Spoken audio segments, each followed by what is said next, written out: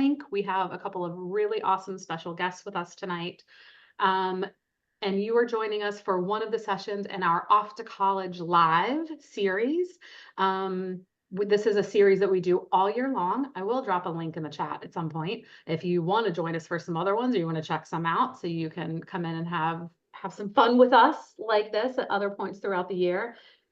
This is our fourth Zoom event of this year, but this is the only one that is exclusively for parents and caregivers.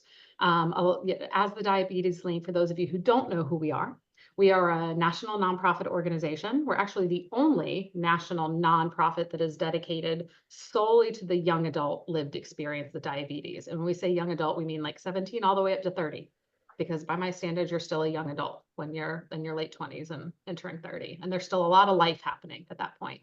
So we are the only national nonprofit that focuses just on that age group and what it is like to live with diabetes during all of the life transitions that happen at that time.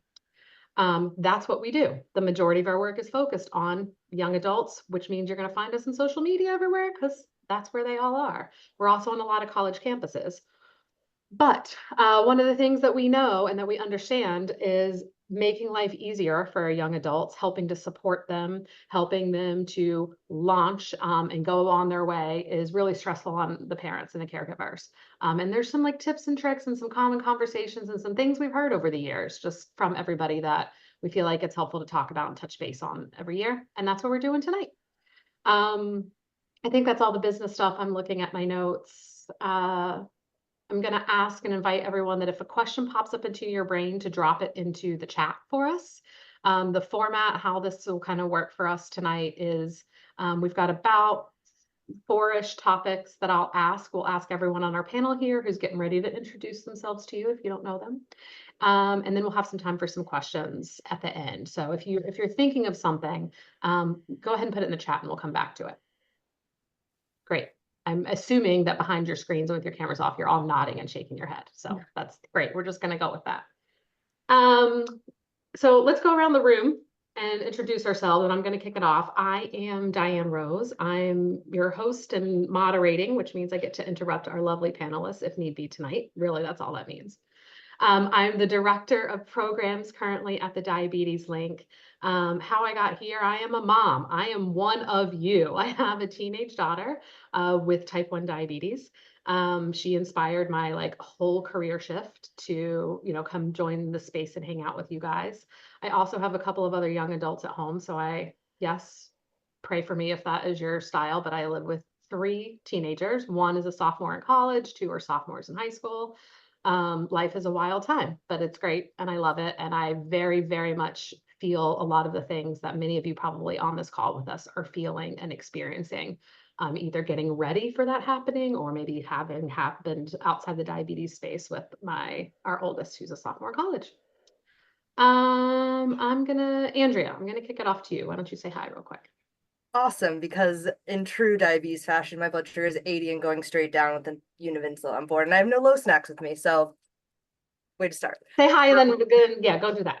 But my name is Andrea. I am currently the program manager for peer support at the Diabetes Link. I've lived with type 1 for 26 years now. My younger sister also has type 1. I was diagnosed 8 months before going off to college. Prior to coming to the link and doing all things peer support, I worked in higher education as an assistant dean for student conduct and in multiple positions in residence life for about 12 years. So bringing my experience as a college professional to this panel today, and I will be right back. Anna, All the how about people you? watching. Wait, I have to say, all the people watching are freaking out, worrying about her now. Nobody's going to be able to think till she comes back. She probably should have just kept the camera on. So I promise I'm fine. We're listening. We're all listening for the thud, though. Yeah. So.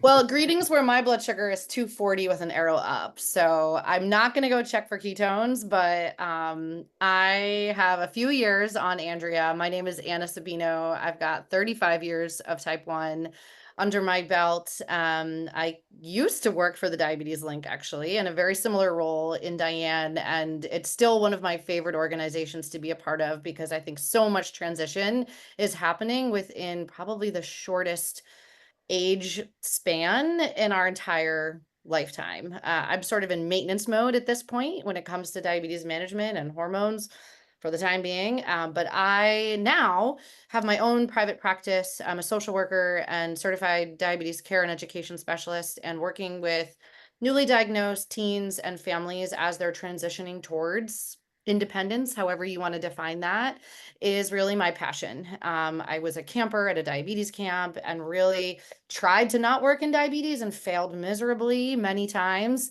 And so here I am. I have two kiddos, one who like literally just lost a tooth, like 2 minutes before this call started. So I am fresh from bedtime land, but so happy to be a part of this discussion tonight.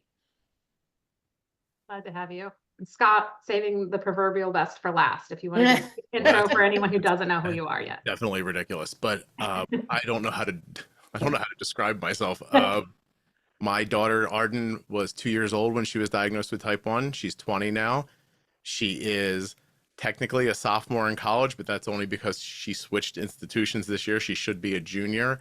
And I started a blog a long time ago that got really popular, and then it turned into a podcast that got popular. And so I'm here tonight to tell you about what I've heard from people on the podcast and my experience sending my daughter off to college. Fantastic. I, for one, like as a parent, that's in this space, really appreciate and respect each of your opinions, perspectives, experiences, what you've heard from the community, and like your own lived experience. So like also just thank you for spending an hour with us and showing up and talking about it. It means a lot for me, and I'm again for the crowd that I can't see. All right, we're gonna kick this off. So I'm gonna ask you guys a little bit of a question. I might tailor it a little specifically for each of you from your perspective, but this first topic that is a common one that we hear about and that we see in the online community and in the spaces, or we get emails about from parents and caregivers. Scott, because I joined some of your, groups, and I also see some of these similar questions and conversations from parents in the juice box space as well. So I think they're pretty common, but first topic, preparation. And this one's specifically for parents that are, and families that are maybe starting their college journey, overwhelmed by the countdown, all the things to do. You've got FAFSA, you've got college tours, you've got applications, you've got all the acceptances. It's a lot. I can confirm it's a lot from having done it with our current college sophomore, just that alone. And then you add in the diabetes management, you add in the stress and the worry about how you're going to transition all the things. Probably as a parent and caregiver, you've been taking care of a lot of it. If your child was diagnosed at a younger age, maybe not. But things like ordering supplies, dealing with insurance, helping them count carbs, setting pump settings, communicating with the school, the 504, the doctors, all the things, all of the supportive things. And now your young adult is 18, which means legally they're responsible for themselves at school, and or they're away at school, and they need to take eventually all of this on themselves in their lived experience. So this first question, preparation, that I kind of want to ask all of you is like, how do you help them get there? How do you handle that transition? So Scott, for you, for you to kick us off specifically, like, is there anything that you did in your family to help prepare Arden to be more independent, or anything that you wish you did differently? Okay, so I would say that the way we handled this was very slowly and over a lot of time. So that probably is not incredibly comforting to someone who thinks their kid's going off 6 months from now. But It's real. Yep. yeah, we've had a long time at it, right? So she's diagnosed when she's 2. It's not like she was diagnosed at 16 or like Andrea was right before she went to school or anything like that. But we handed Arden's care off to her very, very slowly, purposefully over a long period of time. But in that last year, right, the year before she went to college, then we sped everything up. The best way I can explain this to you is that my son played college baseball, and the entire time he was playing baseball as a kid, I would tell him, it's all for fun. You're just playing baseball so you can play more baseball. And then the first time he went to a thing where coaches were looking at him for college, I looked him in the face and I said, it's real now. Go out there and do it. Like, this is time, right? Like, you have to do it for real now. So about a year before Arden went to college, she and I went off to lunch one day, and I just said to her, I'm like, I know you know what you're doing, but I'm going to ask you a lot of questions over the next year, and I want to make sure that you know what you're doing. And to me, what that means is managing your blood sugars, keeping from getting low. If you're going to get low, managing it before it becomes a problem. If it becomes a problem, do you know how to use your glucagon? And so it wasn't like quiz show for a whole year, but every time a situation came up, we would pause and talk about it for a little bit. And I set an expectation early on that that was what was going to happen, so that she didn't feel like we were bugging her as the time came. Right. And I will say this, the one thing that I could not figure out how to prepare her for was waking up at night when she was low. But, and this won't be everybody's situation, it scared me. The first time I left her at school, I was like, this is it, right? Like, I was like, 3 days, this is going to be over probably, because she does not wake up. But she has never not woken up. And the way she explained it to me was that once I knew it was on me, I hear the alarm now. We've had a couple of times where I'll call her or send the find your iPhone to wake her up, but it's maybe been 3 times in 2.5 years. Great. Thank you for that. And I want to echo, we've heard that from a lot of people as well. It's like my greatest fear. It's so what we hear a lot from parents is all of the transition things that I mentioned, and we'll talk about some like emergency preparedness and worry in a minute, like some of the scary stuff. But exactly what you said, we've heard from so many people. I can't tell you. I just want to echo that they're like, yeah, when the rubber hit the road, they did. They did wake up. And when that doesn't happen, there are other strategies and things and tips and tricks we can talk about. But that's Yeah. really awesome. Is there looking back, is there anything you wish you would have done differently? Like that you're like, oh shoot, it would have really helped her out if we had like talked about this or Oh, I went back into my head to having children, and I thought maybe if we didn't have, but that's not what you meant. What should we have done differently? maybe not. I mean, we sent Arden off to school with an A1C in the low sixes, and she manages it in the mid sixes on her own. I think if we could have done one thing differently, I would have been better prepared for how horrible college food is. Hmm. And by that, I mean not healthy, difficult on your blood sugars, fattier than you expect it to be, even when it doesn't look like something that has grease or oil in it, that kind of stuff. I wish we would have gotten her a place to live that had its own kitchen sooner. Okay, that's a great tip. Yeah. That's a helpful tip. Okay, that's awesome.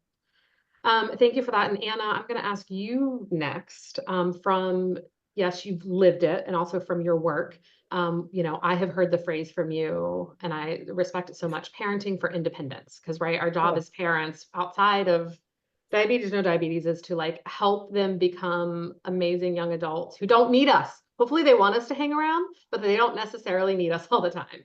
And I love that phrase that you use. So in your work and your personal experience, how do you suggest that parents, as Scott was saying, prepare for it? How do you suggest that they continue to support their parent in taking over more and more of their management while they're at home or they're there? And like, literally, how do they let go? How do you Well, that's talk to like, parents and let go? that's like 3 hours, I right? know. there, And the tidbits. So I first want to like just echo what Scott said a little bit, because if you go to any type of like transition for any, parenting aside from parenting someone with a chronic illness, they're going to say that starts around 11 or 12, regardless of what sort of mental, physical, emotional layer you have. It's really parenting in general. And 2 words that I just wrote down that I use all the time that Scott actually said or alluded to in his experience with Arden was that he acknowledged that she knew what she was doing and validated exactly that he trusted her, and that he set out an expectation for her well in advance, like a year out. If you guys were diagnosed in the last 6 months, you are still sort of in this, like, I don't want to use the word crisis mode, but like it's a lot. It's a lot. And I'm sure you're in it and you're there and you're in a sort of maybe a different headspace. But for any parent listening, regardless of your duration of diabetes, making sure that the kiddo is always in the driver's seat and you're validating to them what they're going through or what you think they might be feeling is incredibly helpful. Even if it's something like, hey, I noticed your blood sugars, assuming you're following them. Hey, I noticed your blood sugar's been like super awesome during the school day. Like, I don't know what you're doing, but like rock on. Even if they don't respond back to you, doesn't mean they hate you. It just means they're processing. And I think that's so hard with communication with teenagers in general. Sometimes they look at you and you're like, "Who the hell are you? Like, why are you talking to me like that?" Just because they don't say anything at all doesn't mean they're not thinking about diabetes. And I think we take on so much of their emotion and the control that maybe we once used to have and put that pressure on ourselves. And really, if you have set yourself up for success as a parent, diabetes is just one more layer to add to that puzzle from a long-term approach, even well after they're at school. So when you're talking about independence, and I know we're going to talk about remote following at some point, but that's a piece of it. Having the conversation and asking them, "Hey, what does communicating about diabetes look like to you?" That's a Great. big question. I'm going to Just pause you for on them that to think part about. because Okay, next cut me off. topic is communication. And I know. we're going to get But to that. that's what independence is. Yeah. It's so much of it. So And I'm also acknowledging that we're talking a lot about like the psychosocial aspect yeah. of it right now, like the psychosocial transition and setting up for success. And there is like the management, the numbers, Oh yeah. like knowing how to calculate all of Can that I too. can I Yeah. jump back for a second because I realize that my perspective came from someone who was like people are probably like, "Oh great, your kid had a 6A1C, like mine has a 9," right?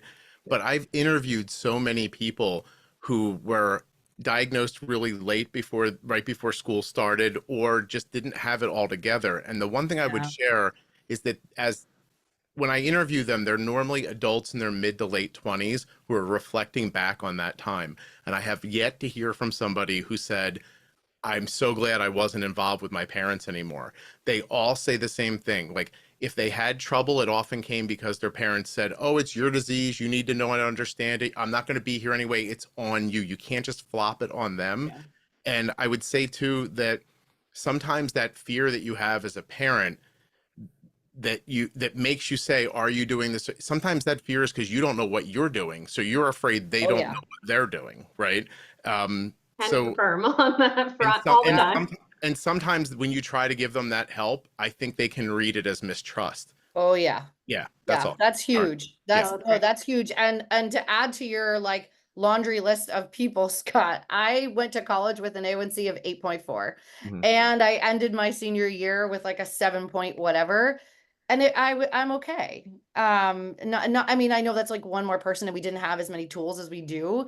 And it doesn't, it like a number is a number and there's so much more to that transition. There's so much happening at that phase in life. Yes. Like there's so much happening for the young adult as well. Like that, I think also and Andrea, actually, this is where I want to just kick it to you before we go on to talk more about communication. But like from your experience being on campus, as a dean, I think that's also for a period of time, for a period of a few months, for the first semester, for the first year, for, a little period of time, you know, there is so much that is changing and that is happening, especially as parents and caregivers. We're at home. Everything's the same. We've got the same tools and the same setup and the same information we've had. And the young adult is like new people, new living, stress, walking all over. As Scott, as you said, new food. There is so much coming at their brains that they are processing all the time that they may literally cognitively or emotionally like need to, just kind of compartmentalize and maybe put some, have some things be good enough for right now. That doesn't mean we're not being smart and making good choices. But Andrea, from that note, um, what have you seen? What can you like anything that you can or want to add about like what are things that kids might be experiencing or how could the on-campus experience, affect them? Sure. I think kind of talking to potentially a few different audiences here, like one, if your student is in school right now and you just drop them off, the first 6 weeks is really important in that first year student's life. As a professional, that's when we're really trying to make sure that they're making connections, finding their place. So if they're telling you about things that they want to try out or new opportunities or they're excited something, just encouraging them to like be in whatever community makes sense for them. There's no one right way to do college. But most places will have those niches for your students and encouraging them to make those connections, not just going to class and how are you doing in school, but like who are you meeting? How are things going with your roommate if they have one? And just reinforcing building that community, whatever makes sense for them, is super important in those first 6 weeks. And then also starting to think about the transition of when they come back for break, whatever that looks like for that student's school, whether that's Thanksgiving or winter, if they're on trimester. That can be a really hard one. We see a lot of like issues right when they come back, because usually they're going to finals, but they've just gone home, they're homesick again, maybe going back was difficult communication wise, they've had all this independence. Are their parents like, oh, you're under our roof again, so here's all the rules? And it's like, I just survived 3 months without you, like what's going on here? So preparing a bit for what that transition might look like, especially diabetes wise, is a good thing. And then the two other things to mention, if you are in your search process, thinking about some of what I would call like the details of the school. So like, what does the mail system look like if they're going far enough away where you're going to have to be mailing their supplies to them? What does the health center offer? Pharmacies, like Scott said, food can be an issue. What are the options? Is it one dining hall and they only offer 3 meals? Or are they going to a larger school maybe that has a plethora of options with different things that they can maybe work better with? So thinking about those little things that maybe get overlooked when you're in that search process and you're more focused on activities or their major and class offerings. And then lastly, Diane did mention this, but we do run our Off to College program pretty much year round. And if your student is in college or will be going off to college, we're definitely going to be expanding, and hopefully you'll look out for some of our new offerings coming in 2025 around applying to maybe graduate school or medical school, if that's something that your student's thinking about, or studying abroad. I know we get a lot of questions about going abroad for the semester. So just know that we are working on those resources and tools as well for you guys. And if you have something that you don't see us talking about, also let us know. Yes, definitely.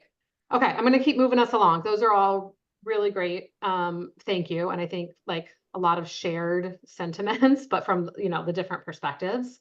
I think the takeaway that I'm getting from all of you is there's a lot going on. Start early as much as you can and validate the experience, recognize what they're going through, support where you can. And also that it's unique. Like Scott, what works for you and Arden is going to be different than what works for me and my daughter, different Anna and Andrea that worked for you. There is some uniqueness, but can be some baselines that you establish. Yeah. I'd love to say, because Anna said it, that I think everything stems at communication. It's like super simple to say, but it's absolutely true. And she said something that I was nodding along with, because it's how I talk about when people ask me like, how do you think about diabetes? I'm like, I don't think about diabetes any differently than I think about anything else. And I don't think about like parenting. Everything is slow, easy. Don't force things on people. You got to give them time to absorb. You got to come back. Everything doesn't get fixed today when you have a problem. Sometimes you say something and you walk away and it comes back up in a week from now or something like that.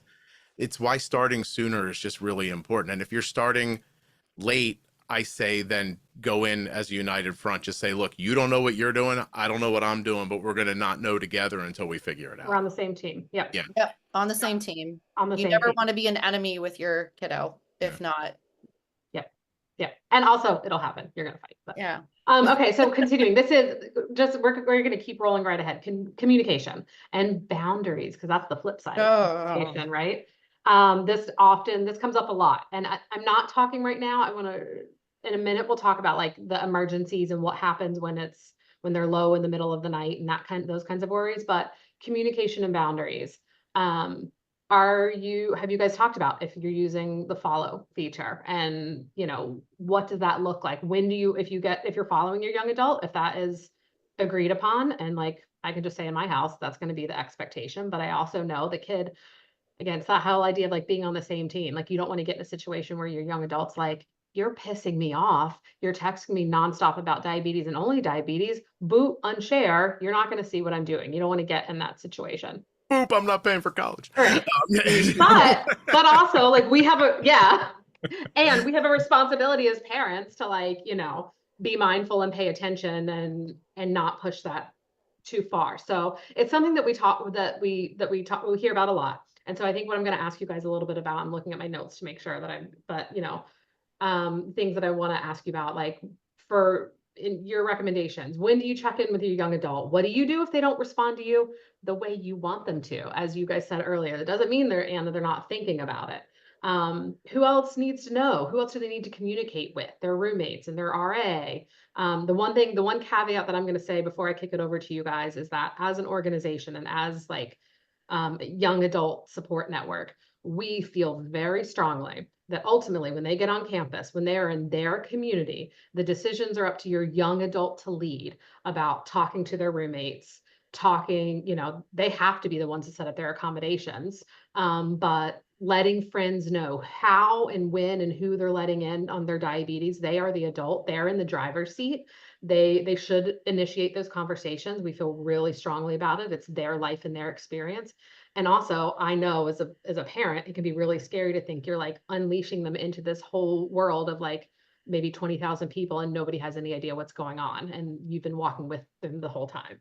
So I just wanted to make that caveat that like, again, it's going to come back to what you guys said, conversations in advance, setting expectations. Scott, we're just gonna go in the same order because that's the easiest for my brain, if that Okay. works. So like, So uh, I made some notes here. Do you have a yeah, question or great. should I start talking? You can start talking, but I want to know, expand a little bit on what you said, like what that communication looks like. Like, Okay. what does it look like while you're at school? What do you do? So first line, like you said, there is a baseline expectation that we set up with Arden immediately, which is we're following your Dexcom. If you don't like that, you should go pay for college yourself because I can't, it's our only rule. Okay. So, but here's the rest of it. I don't know the last time I looked at Arden's blood sugar today. Okay. So like, it's not like I'm texting her constantly. I think I texted her yesterday bolus once. And last week she had a compression low at like 6 a.m. and I knew it was a compression low, but my wife was like, can you please text her? And so I said, sure. And I texted her, I said, hey, this is probably a compression low. Can you roll over? And then she didn't answer. And my wife's anxiety got the better of her, and she said, text her one more time. And I said, Mom is making me text you again. I got back the response, which is my favorite text response. It's stop, all in capital letters. Stop. Which then I swallow my pride and I think she saw it. Good. Right? Like I don't expect her to be thoughtful at 6 a.m. Oh, Dad, I love that you love me so much. Thank you so much for checking this. Like stop, which means, okay, she knows. We let that go. That's fine. The follow has been important a couple of times. She has had lows overnight that she didn't wake up for. I think 3 times that I can remember that I had to wake her up for. I haven't had to contact a roommate so far, but we do have the roommate's contact information.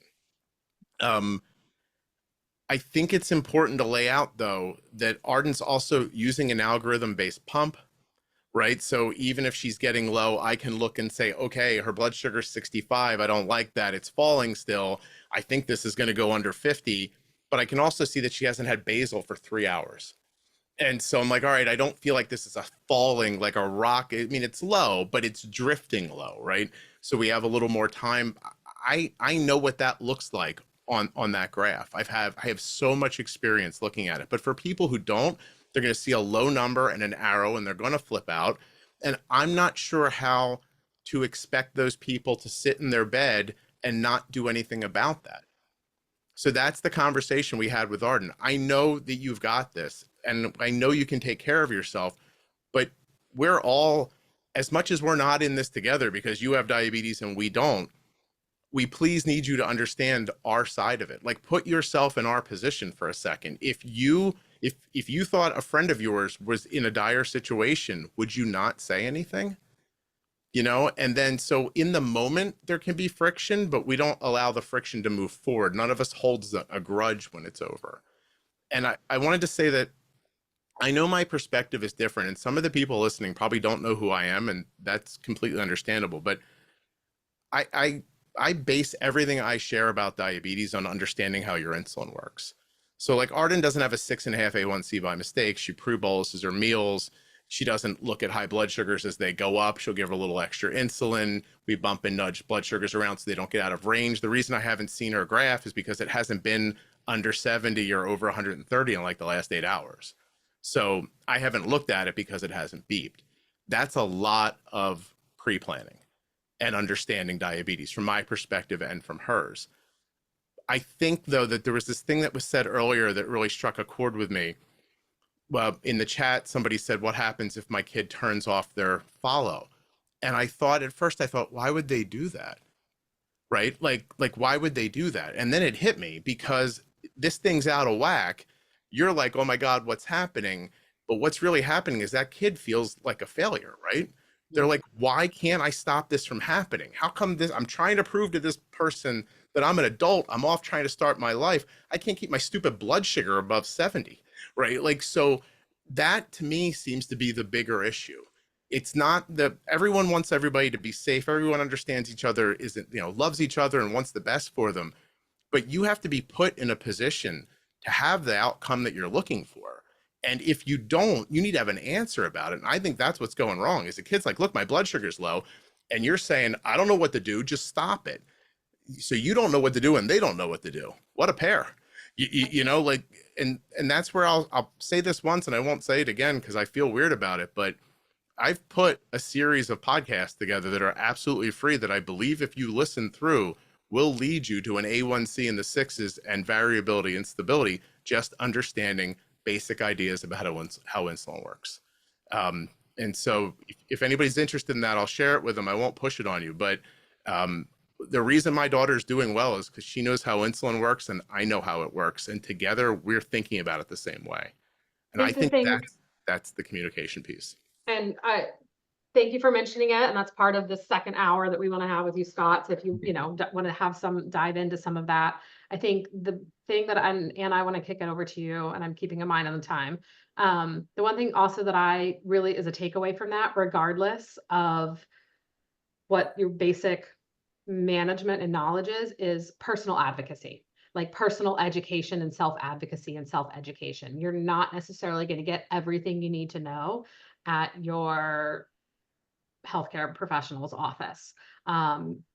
And that is not necessarily there are some amazing ones out there. That's not necessarily for like lack of trying, but it is a lot and it takes detail and attention to like your patterns in your day. And so what I hear from that, Scott, is like, and what you're creating and what you're creating and what I get out of that as like a parent is self-advocacy, learning, educating, trying new things, like taking those reins.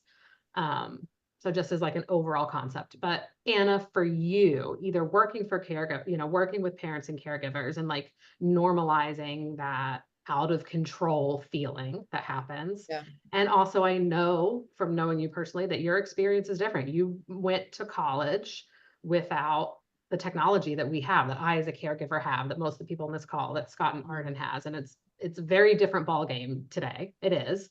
The information is out there. So I think so it's a two-part for you. And Andrew, I'm going to ask you the same thing about like you going to college, but Anna, for you, in terms of working with caregivers, that loss of control feeling, and how is it different for you? Like, where do you think it's good or not good? So I want to go back to, Scott like hit the nail on the head when he was talking about like it does all stem back to communication in terms of what do you do when your teen turns off follow. Like to me that's a cry for help, that like not necessarily that they're struggling, but they have failed to figure out how to self-advocate for their needs. And I shouldn't use the word fail, but it's a cry for saying like I need you, but I don't yet have the way and the words to figure out how best I need your support.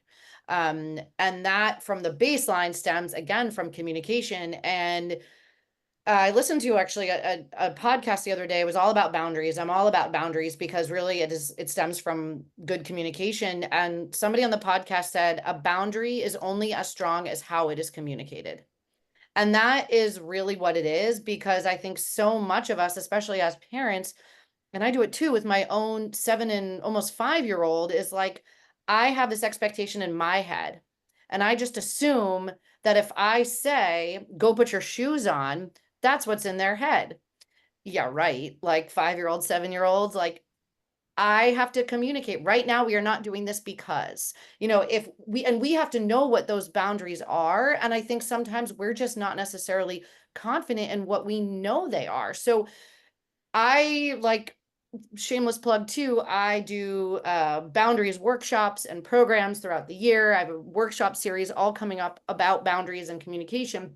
But I think the key there is, like, again, having those conversations sooner. What does it look like for me to follow you? And I actually will say more people than not actually are scared to not have their parents or, a caregiver or a friend follow them. A lot of people assume that, oh, that's it, my kid's not going to follow me. But setting up that expectation, what does that look like to you? Are you thinking you want an emoji? Are you thinking you want to stop? Like, I would lose my mind if my husband or anyone was just like, stop at 6 in the morning. Like, nobody wants to be bombarded. But Scott knows that, like, okay, yeah, 6 in the morning, but it's a safety thing. So you have to decide together, safety over preference. Sure, you'd prefer that they follow you, but from a safety perspective, it would really make me feel better, at least at first, if we followed each other, so I know that you're safe, because it's hard for me. Can you do that for me? That's like a rainbows and butterflies conversation, but it goes back to having those conversations like now, and maybe like on a Sunday afternoon when everybody's like maybe in a good mood, and not responding right away to like that immediate cutoff on the stop on the share app, but recognize that it's a challenge and it's an ongoing conversation. Yeah. Okay, that's super helpful.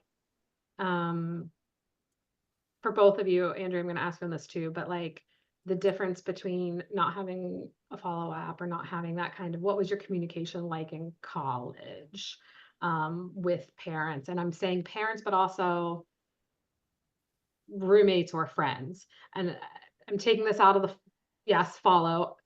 Where I'm going with this is like a lot of young adults that we talk to say, it's so awesome. My roommates follow me. They wanted to get to know more and they follow me on their app. Or for those young adults that are part of like a club or a chapter, hopefully it's a diabetes link chapter, but they found a peer support group. They follow each other there on campus. Like as a parent, I could hope for nothing more than for someone else to want to be in on that. And with the appropriate like knowledge and boundaries of like what that means. But for you guys being not the caregivers like Scott and I have, the two that have gone through college, having your parents support you and or setting up that communication with other people. Like who did you let in? Who helped support you? Who do you recommend? Either of you. Sure. I think this is such a person specific thing. I actually asked my mom how she felt about me going to college after seeing a bunch of stuff about the follow, because that was not an option. Like I don't even think I had a CGM in college. Like they really didn't exist. But I've always been a really independent person and really out there with my diabetes. Anna was actually my camp counselor. I went to diabetes camp since the age of 9. Like I've never been one to like hide my diabetes. I wear my pump sites in visible spaces. I love when people ask me questions. So I think just me as a human being has never shied away from it. So I think because Facebook like just came out when I went to college. So I think I probably like had a pre-conversation with my roommate when we got matched, however they did it back then. And just kind of like, this is what it is. Like, do you have questions? Like, I'm gonna have stuff in the fridge. She's like, okay, what do you need? I also have never like had a seizure or severe low blood sugar where I needed assistance. And that was kind of like the tipping point for my mom. She's like, I wasn't worried about you, but if you had been someone that like didn't wake up at night or wasn't responsive ever, then she would have been more worried about me. But this question also in the chat hit home for me and kind of hit that like shame trigger. While I didn't have a CGM to rely on, I still could lie to I couldn't have them not see my blood sugars by unfollowing them, but I could definitely lie in my logbook. And for me, like I know where my diabetes should be and that it should be at these numbers, and I'm constantly trying to do that. But as a kid or as a young adult, like feeling like I wasn't doing that or it wasn't happening no matter how I tried, like I didn't want my parents to know that like I wasn't good enough at it. So I definitely lied in my logbook. It was way easier back then than it is now with CGMs. But that was something that like kind of triggered for me, is like they just feel ashamed that like they're not doing it well. And like maybe thinking about like, how do you react when your child's blood sugar is out of the range you think it should be, or it's not reacting the way you think it should be. Because I know for me, that was an experience that I unfortunately had with my parents. You know, they were doing their best, and I could acknowledge that. And it also wasn't great for how I felt about myself sometimes. So my response was to keep it from them. I also, even now, like, I don't think I would ever have anybody follow my blood sugar.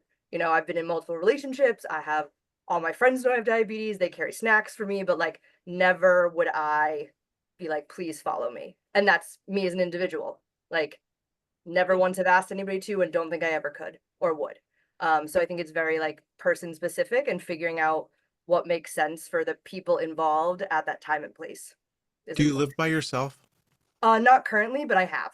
Okay. I Yeah. was just wondering because some people change their opinion about that if they're living alone or not. And some dorms, even if you're in an apartment, once you're in your bedroom, sometimes your door is locked from the inside and nobody Yeah. can get Mhm. in one way or the other, right? Yeah. So Yeah, and I think for me, the fact that like I've always woken up like before Dexcoms, like when I was low in the middle of the night, like I've never felt unsafe yeah. alone.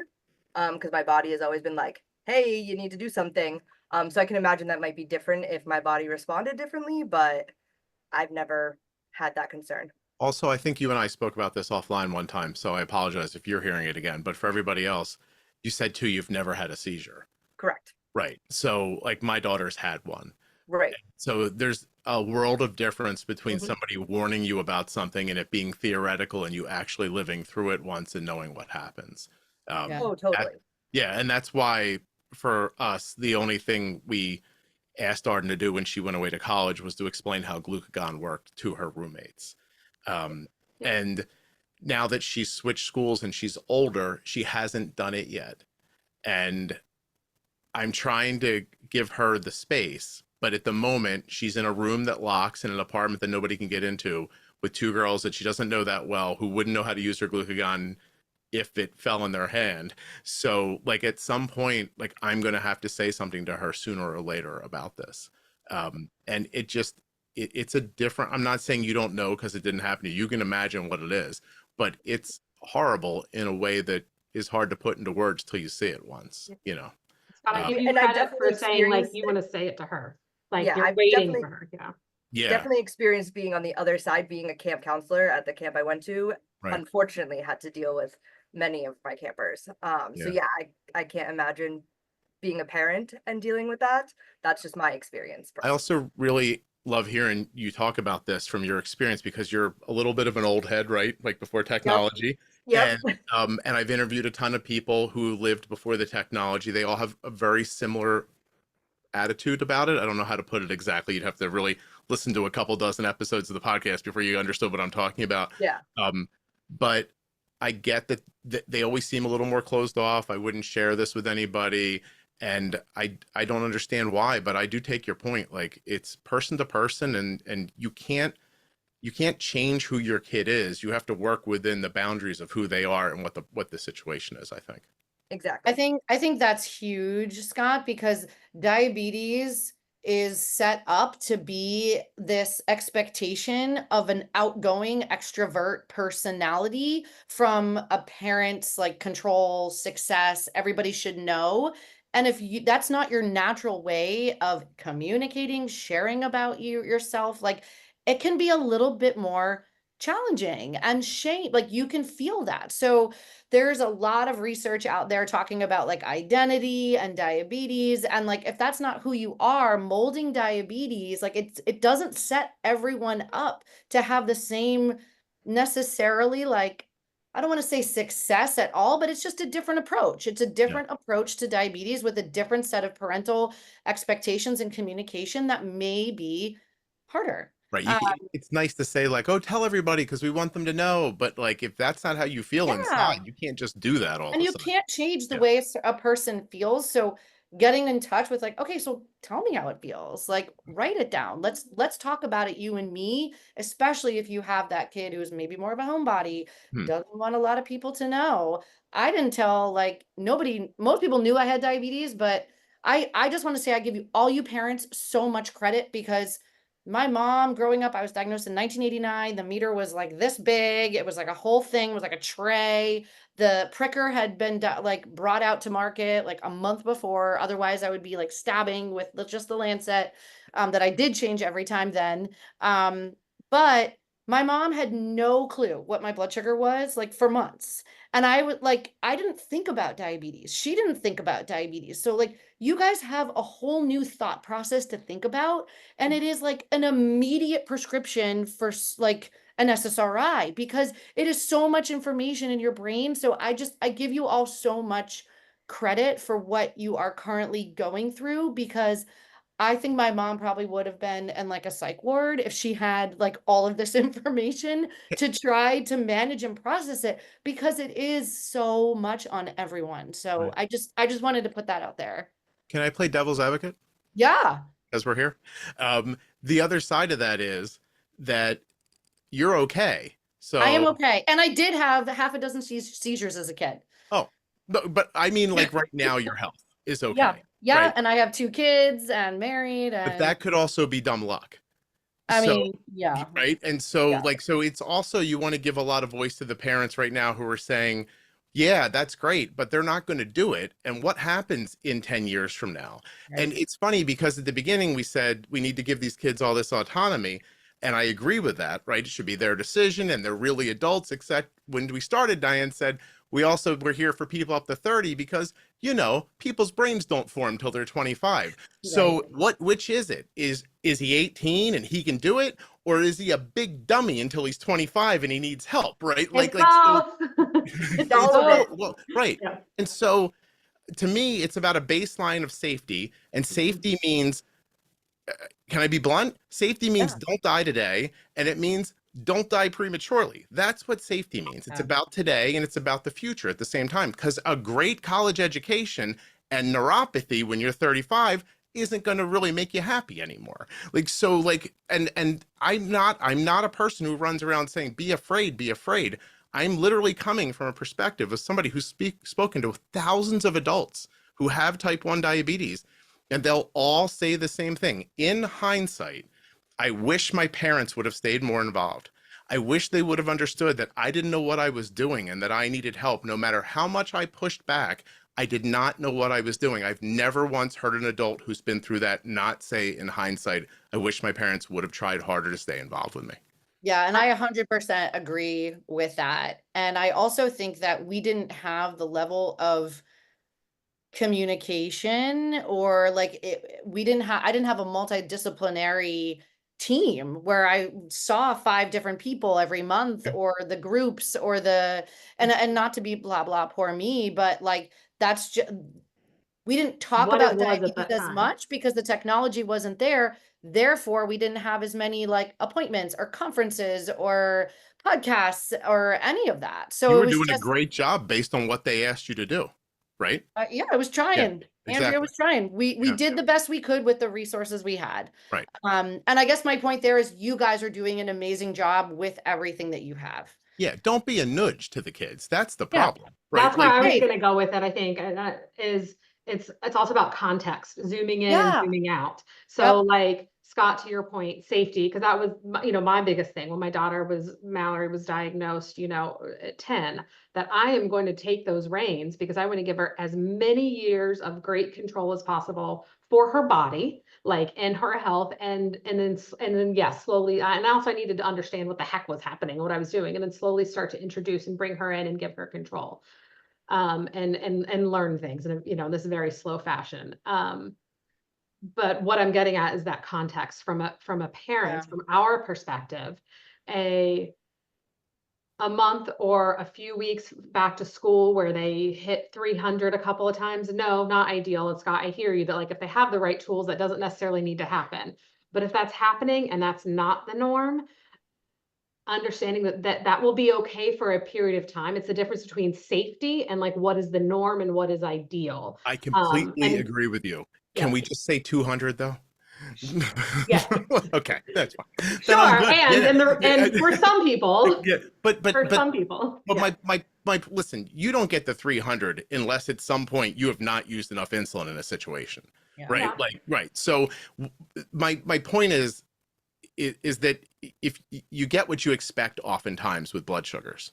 I know that's a weird thing, but they've proven wherever you set your alarms is about where your blood sugar stays. I don't know if you've noticed, like the lower you set your high alarm, the lower your A1C comes down, et cetera, and so on. But I 100%, a million percent agree with you. An excursion once in a while is not a phone call.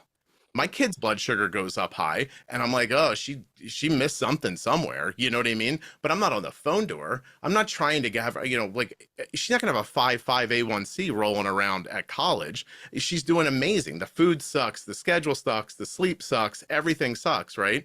She's doing fantastic. If she was here and she was 8, I'd have her A1C in 5.5, no problem, because I know how to do it, and she's manageable and controllable. But as an adult, anywhere that's not like, you just want this not to happen all the time. Like if it happens once in a while, that okay, well, whatever. You know what I mean? I Don't think freak where I'm out. going, yeah, yes, and Yeah. if it's those first few weeks, if it's a couple of months, if it's a transition and they're figuring it out, because it is a whole set of like potentially different calculations, different numbers, different ratios, knowing how, having the tools and knowing to apply them. I think that's where we go, where you said a minute ago, like, is it that they're capable and knowledgeable, or that they're like big lugs? They may have the tools and the information, and they may not be able to access it and activate it right then and there because of some of the other stuff we talked about that young adults are facing and dealing with college. And so like for a period of time, if it's not great, if it's subpar, as long as they are safe, then keep that, that's where we going back to the communication styles. I Yeah. think that's what I'm hearing from you all. Like then going back to the communication, checking in. Hey, that was a really great day. Or hey, it seemed like that was kind of like, it's been kind of a rough week or a couple of rough days. Have you noticed anything? I've noticed some things. You want to talk about it? This is what I'm seeing, like figuring out what works for you and your family. Can I add one thing? Yeah. Because I completely agree with you. But a week becomes a month, and a month becomes a year when you don't notice it. So Yeah. I'm with you, like a couple of up and downs, but a month of blood sugars over 200, maybe you're not ready to be at college. I don't know. Like that's just like, if maybe we don't understand this enough for you to be involved like this. Like things have to, we have to have some expectations, and we either have to be learning how to get to them or trying for them. That's fine. Like you're not going to get it right away. That's well and good. I appreciate that. But if you're not trying, and a week turns into a month and a month turns into a semester, then you're not safe anymore. That's my opinion, but Yeah, no, I yeah, agree I with get that. that. It's Yeah. just the And I context. think the goal, I think the overall thing here is just like acknowledge, like Yeah. is like if you don't say anything, that's when it becomes a month or a year or a semester's worth of time not in range, right? Yeah, it's the So acknowledging. Like, everyone's range is going to be different. Yes, you're in this point of transition, you're in a vulnerable time. Maybe the first 6 weeks is like, all right, let's just let things settle. Hey, let me know when you want to talk blood sugars. What are you thinking? And then you make goals together, and you decide what is going to work, and you have to acknowledge and then ask.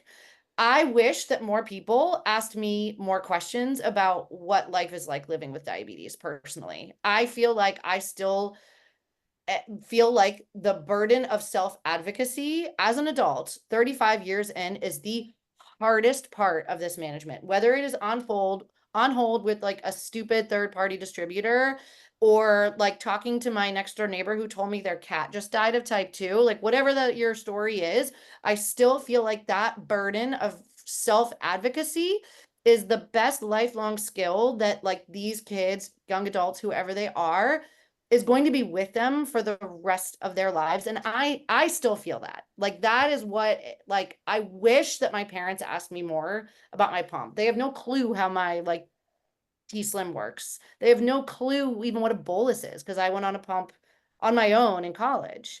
So that would be my like advice, is just like ask questions. They are always going to be the team captain of this like diabetes ship, as long as you are like following them and helping them and ordering their supplies and whatever you're doing to support them. How can I help? How can I help make your life easier? You seem stressed. And that may open up like a world of opportunity to let yourself into their diabetes brain. Yeah. I think also it's hard to ask for help when you don't know what's wrong. Exactly. Right. And that's where I think basic tools come in, right? Because there's a difference between a blood sugar excursion that you know what you did or didn't do, and one that feels like it's happening to you. I think the worst thing that, from my perspective, the worst thing that can happen to you when you're trying to manage insulin is that it feels like diabetes is happening to you. Like that's it's terrible, right? Because there's no cause and effect for your actions, and everything you do seems wrong, and mostly what's happening is that people are chasing their blood sugars. They're always behind. They don't quite understand that the insulin they're using now is for later, and what's happening to them now is from insulin they used or didn't use before. And that kind of stuff, like these simple little ideas, once you get them, then you're off. But how do you get them once you're off at school, right? I mean, Andrea talked about it already, like, all the stuff that goes on when you first get there and you're trying to settle in and everything. That's why a lot of times what I see parents do is just say to the kids, admittedly, we don't seem to know what we're doing. You're busy. I'm going to go figure it out. I promise I'll figure it out. And when I come back, I'm going to have real answers. We're going to talk about them together. And then we'll go back and forth for a little bit till you have it. And then I'll back out again. Like when you're ready for me to be gone. I have seen people learn how to use insulin, do a thing that I call texting diabetes with their kid until some repetition is built up. And then suddenly the kid's like, oh, I know what this is. I know what to do. I can bolus for this, right? And then once that happens, then they kind of go their separate ways and they're doing well. Anyway, it's my opinion. And I think but I've seen it work over and over and over again for people. I want to just shout out, that's me being an adult now that shout out. I don't think the kids say we're going to shout things out anymore, but and anonymously, but like one of the comments in the chat is a young adult who's with us. So one, thank you for hanging in with like all of our adult perspectives on this. But just the reality, I'm in college right now, and me and my family are still working on changes and working to organize things. Great. That means you're succeeding. That means you're nailing it. Like you're trying to figure it out. You're working together. You're like, You're talking about it, you're and you're talking not about fighting it. it, Like you're which is gonna huge. figure it out. Like keep doing that. And thank you for saying that and acknowledging it. And like, A long road. yeah, Yeah. It's a long absolutely. road. We've had a fabulous conversation and a little bit circular, but that's what I expected to happen tonight. That's kind of how it goes when you got passionate people on a really important subject. I'm going to drop some things into the chat. One of the things that I just want to mention from like an organization from the diabetes perspective, yes, we do this like off to college. We do support young adults when they're at college with peer support groups on campus for those that have or want to start a chapter. We also have a massive online resource hub. And I know there are like resources everywhere, right? You probably see them all over in your social media feed. Your doctor probably gives you pamphlets. I swear to you, we try really hard to not be those pamphlets and to not be those resources. Like everything that we create is from that young adult perspective. We work really hard to listen to the community. And our resources and our topics are things, some of the stuff we didn't even talk about tonight, things like partying, drinking, and diabetes, sex and diabetes, and from the young adult experience. And I will just say, as a parent, as a caregiver, it's really helpful to like watch and read those. I mean, of course, I'm biased because I work here, but also just to watch and read them because they're from your young adult's perspective. Some of the things that maybe they don't feel great talking to you about, or to their endo about, or we're just diving in of like, what does it really mean and feel like burnout and mental health and dealing with relationships. So I just want to also add that I dropped a link to the resource hub here and I'll put some of that in the chat as well. There's a lot of really cool stuff out there. We also have a whole bunch of stuff for parents, for you and me and ourselves, resources. I dropped in like a sample communication agreement, and some other things of like what to do, tips and tricks, how to help yourself. What are your rights in an emergency? One of the things we talked about is, when they go low, what if, and what is being safe. And again, it goes back to communication, advocacy, self-advocacy, learning, juice box, finding coaches or, licensed professionals like Anna, finding resources that speak to you and, arming yourself with as much information as you can as a parent to support your kid, as a young adult for your experience. And that's, really what we're all about. I want to say thank you to all of you. We're already into our second hour. So Anna, if you need to hop off, this concludes for everyone that's like on the call or watching this recording. I'm going to wrap up our official off to college, I'm a caregiver, you know, what do we do kind of session, but we're going to stick around. Scott's graciously agreed to stick around for like to dive in a little bit deeper for some of those other conversations as well and other Can I questions. say for the people listening, Yep. I believe in the next 45 minutes, I can explain to you how to keep your A1C in the sixes. I know that sounds crazy, but I think I can. So that's what I'm going to try to do. Okay. Yep. Awesome. For those of you, let me put a couple of things in the chat before those of you that sign off. We do have more sessions. I'm literally going to copy and paste some text here for all of you guys, but we have a parent Facebook group for those of you that need yet another Facebook group to join. I'm putting my email in the chat. We do have some more sessions, so I've just dropped a whole bunch of links and things. If you're watching and you want to just like copy this and put those somewhere else and take a look at them later, just for other resources. But follow, you know where to find us, you know where to find the Juicebox podcast. We can also connect you with Anna and Finding Smiles if needed. And thank you all. Like it's a big journey. I feel so fortunate that I get to work in this space because it's helping me to show up as a better parent. And I'm learning a lot from all of you guys. And I think the thing I would say, and I'm going to ask you guys all for last words before we like to wrap this up, is hang in there. The fact that you're on a Zoom call, the fact that you're trying to figure it out together, the fact that you're communicating and learning, that they're going to figure it out and you're going to figure it out. Keep going. Don't, you know, keep learning, keep educating yourself. But that was my takeaway. And that's at least what I live with. Anything from you guys that you want to add? We didn't get to cover emergency situations, so I would just highlight we have a bunch of information related to like accommodations and going over what schools can and can't do, or what they can and can't tell you as an adult or as a caregiver of a young adult in college in the resource hub. So if you are having questions or concerns related to that, please feel free to check that out or send me an email if you're having questions. I'm happy to put on my higher ed hat and get you some information. Glucagon in your room, in your Yeah. purse, in your book bag. Backpack. I don't Yep. care if it's nasal or if it's Gvoke, whatever you decide, it doesn't work as well when you've been drinking. Yeah.